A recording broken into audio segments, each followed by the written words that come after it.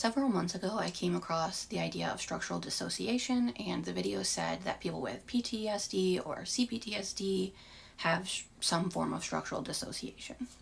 I would definitely think I should have structural dissociation based on this understanding, but I couldn't wrap my head around what in the heck it actually would look like for really anybody, but especially for me.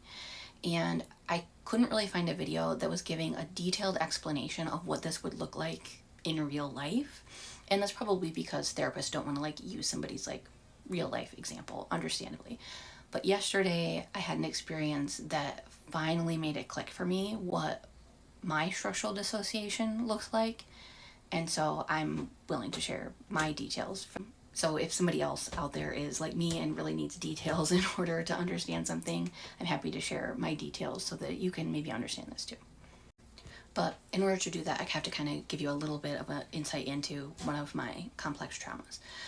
So one of my complex traumas was a type of covert sexual abuse or non-contact sexual abuse. I know those things aren't super well known. I talk about it more in other videos, but basically, for several years of my childhood, maybe 9 to 15 was kind of when most of it happened, my stepdad was sexually harassing me or routinely making sexualized comments about my body.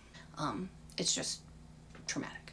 And I just kind of discovered that about a year ago in therapy, that I have what is considered to be a chronic type of sexual abuse, and it started really putting pieces together why I struggle with certain things that I struggle with, including my relationship with my body, my relationship with my sexuality, etc. Okay, back to structural dissociation.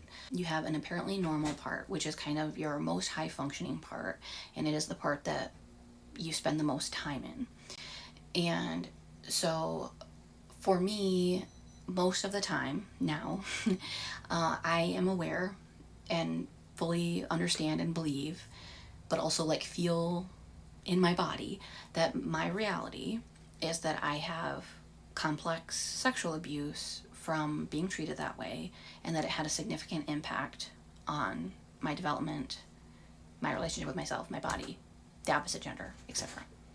The vast majority of the time, I have a pretty high degree of confidence in that and understanding in that. I have no doubts about this really at all. It just completely makes sense. It's completely my experience. It's reality.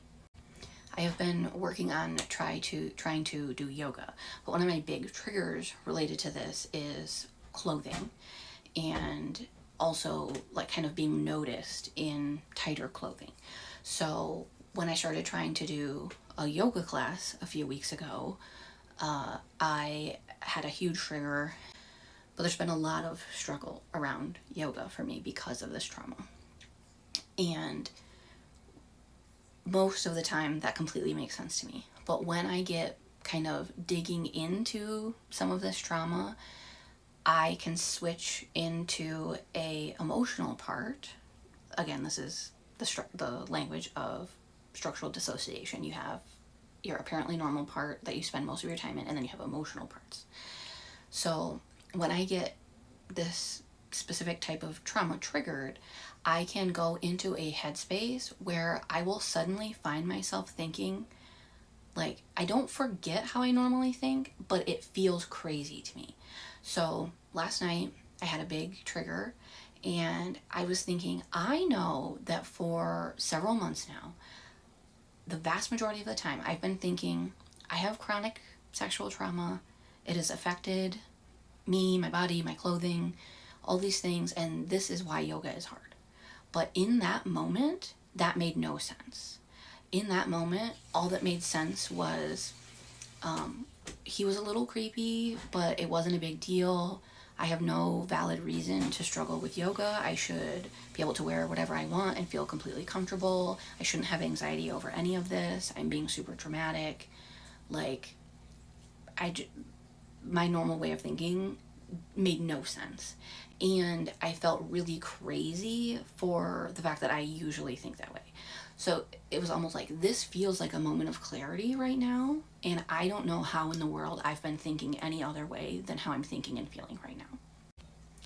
And that experience of what in the world have I been thinking, or how have I been perceiving this that way, that is so not reality, this that I'm currently feeling is reality, I think is kind of the core of structural dissociation, because there is a significant discrepancy in the way that your apparently normal part perceives something and the way that your like triggered emotional part will see something.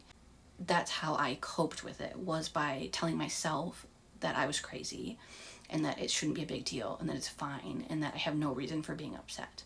And so because that was my go-to coping method for this ongoing trauma, that's why that like emotional part is what it is.